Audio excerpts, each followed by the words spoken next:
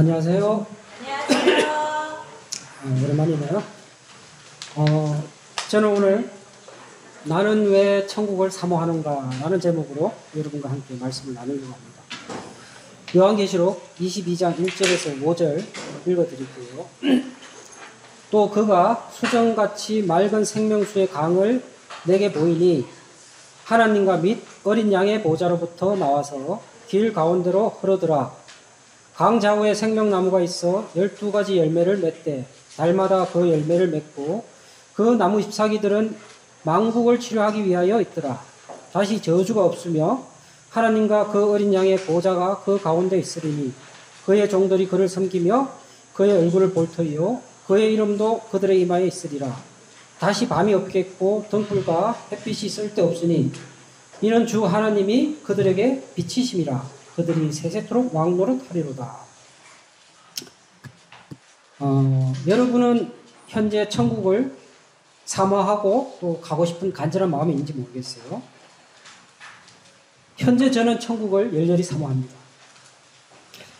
만약 여러분 가운데 천국을 사모하는 마음이 없으면 아마 두 가지 이유 때문일 거예요. 하나는 천국이 있다는 확신이 없기 때문이죠. 두 번째로는 천국 삶이 얼마나 멋있고 행복한지 상상이 안 되기 때문입니다. 저 역시 처음 구원을 받고 내 죄사함을 받은 사실과 세상 끝날의 심판을 피할 수 있다는 사실이 무척 기뻤어요. 하지만 이제 천국에서 살 수 있겠구나 했을 때 특별한 느낌이 없었어요. 왜냐하면 저 역시 그때 당시에는 천국의 삶이 어떠할지에 대한 구체적인 감이 전혀 없었어요. 그래서 사실은 천국의 삶이 그렇게 멋있다고 하는데 우리 먼저 하나님을 믿은 성도들은 천국의 삶을 그렇게 갈망하고 소망한다는데 그 천국의 삶을 한번 알아봐야겠다. 그리고 그 천국의 삶이 정말 멋있으면 내 주변에 하나님을 믿지 않는 사람들에게도 알리고 하나님을 알지만 천국 삶을 알지 못하는 사람에게도 나의 기쁨을 같이 나눠야겠다. 이런 생각을 했어요. 그래서 주님이 우리를 위해서 예배하시는 그 처소가 어떠한가? 말씀에 쭉 찾아보면 성경에 천국에 대한 많은 글이 나와요. 그 중에서 저희 가슴을 가장 설레게 했던 말씀이 제가 방금 읽어드렸던 요한계시록의 말씀인데 한 말씀 한 말씀 가지고 보면요.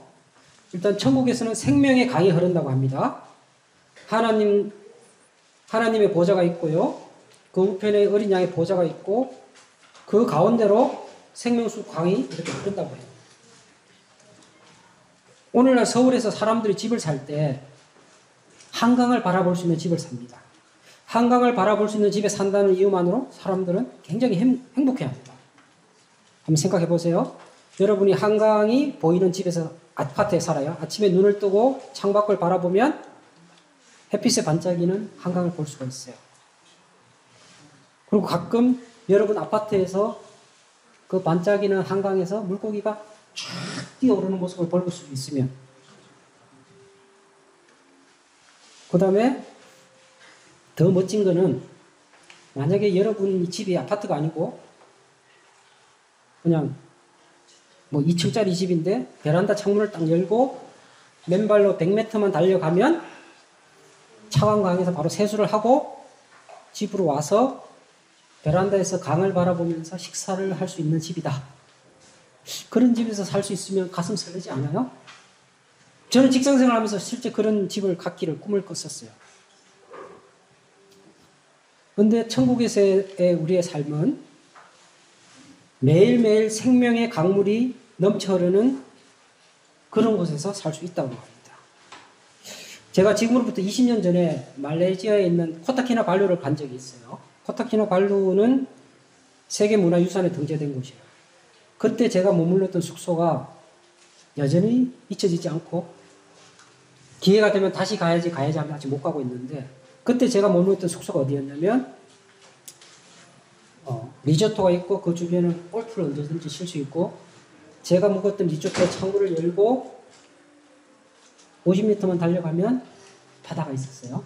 실제 아침에 제 아내가 일어나서 잠옷바람으로 창문을 열고 주변에 아무도 없어요. 가서 세수를 하고 음식을 배달시켜 주길 와서 그 베란다에서 아침 식사를 하면서 그 강을 바라보면서 그때는 신혼 초였기 때문에 사랑스러운 얘기들을 나눴어요. 지금도 그 장면을 생각하면 너무너무 행복하고 그런데 그 정도도 정말 멋진 삶이었는데 천국은 그냥 강도 아니고 생명수의 강. 생명수의 강은 뭐냐면 매일매일 우리 삶을 기쁨과 흥분과 활력이 넘쳐나게 하는 그런 강이에요. 그 물을. 그 다음에 천국에 대해서 또 어떻게 얘기하고 있냐면 그 생명수 강 좌우에 생명나무가 있다고 합니다. 12가지 실과가 12달 동안 번갈아 가면서 열리는 게 아니고 한 달 안에 12가지 과일이 계속 열리고 합니다. 그러니까 여러분은 매달 12가지의 맛있는 과일을 새롭게 먹을 수 있다고 합니다.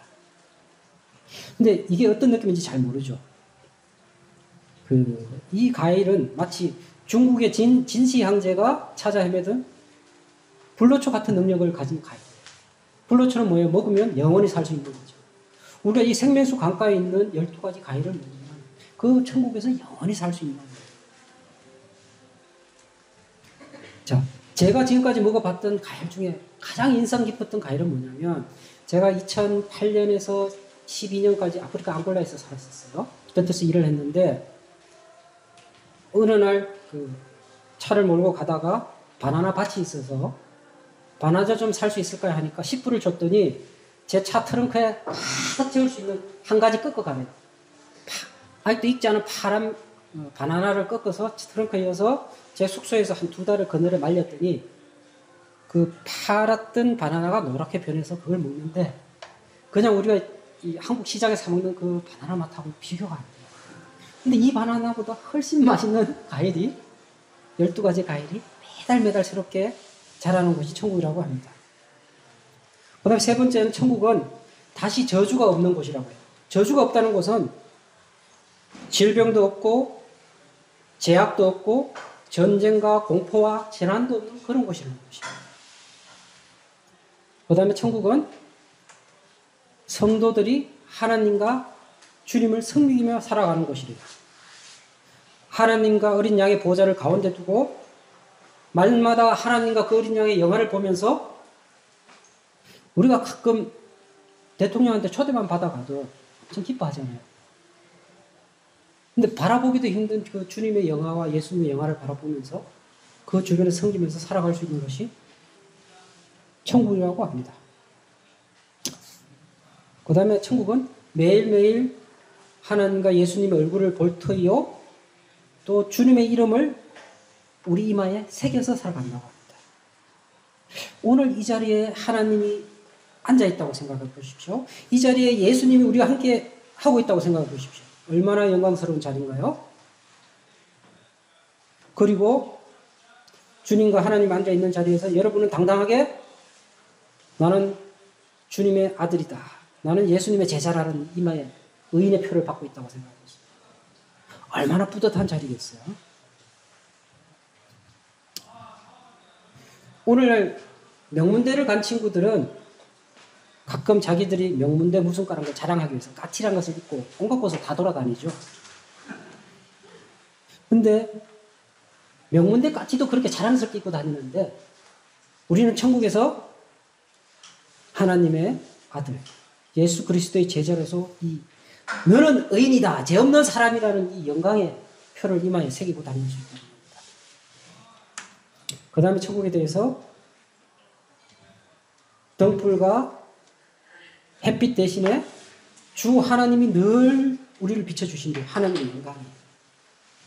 등불은 꺼지기도 하고 햇빛은 구름에 가려지기도 하지만 하나님의 사랑과 은혜의 빛은 늘 우리 삶을 비춰주는 그런 곳이 천국이라고 합니다. 그 다음에 천국에서 우리는 성도가 세세토록 왕노릇하리라고 말씀하십니다. 자, 하나님이 여러분에게 어느 날 얘들아 한 가지 소원만 얘기해봐. 내가 들어줄게. 라면 어떤 삶을 원할 거예요? 명예로운 삶, 부자로 사는 삶, 건세를 가진 삶. 아마 여러분에게 제일 좋은 소원은 이럴 거예요. 좋은 대학에 들어가기 위해서 공부할 필요 없어요. 천국에서. 돈 많이 주는 직장에 들어가기 위해서 좋은 대학 들어가고 난 다음에도 온갖 스펙을 쌓기 위해서 허덕거릴 필요가 없어요. 천국은 그런 곳이에요. 그 다음에 좋은 직장 들어가고 난 다음에도 남보다 빠른 승진을 해야 되고 높은 자리에 올라야 되고 직장 동료를 견제해야 되고 때로는 신경전을 벌여야 되고 그런 게 필요 없는 것이 천국이에요. 우리는 천국에서 여러분 가끔 우리 윤석열 대통령이 하는 거 부러워요? 그 윤석열 대통령이 하는 것보다 더 왕처럼 살 수 있대요. 내 마음대로. 근데 우리 윤석열 대통령은 가끔 왕처럼 하지만 부끄러운 모습을 보여주죠. 근데 우리는 천국에서 왕처럼 살면서 전혀 부끄럽지 않은 삶을 살아갈 수 있다고 합니다. 하나님과 예수님을 섬기며 왕처럼 사는 모습이 어떤 느낌인지 상상이 잘 안 가겠죠. 여러분이 저처럼 코타키나발루를 가봤고 아프리카 앙골라에서 그 맛있는 바나나를 먹어봤으면 좀 상상이 되겠지만 또 다른 상상을 해봅시다. 여러분이 억만장자의 후계자예요. 매달 새로운 휴양지에서 여러분이 원하는 사람과 원하는 시간에 최고급 리조트에서 생활을 할 수 있어요. 가끔 여러분 유튜브나 TV를 통해서 멋진 휴양지 본 적 있어요? 그런 것들을 보면서 저런데 하루만 살아봤으면 일주일만 살아봤으면 생각해보죠.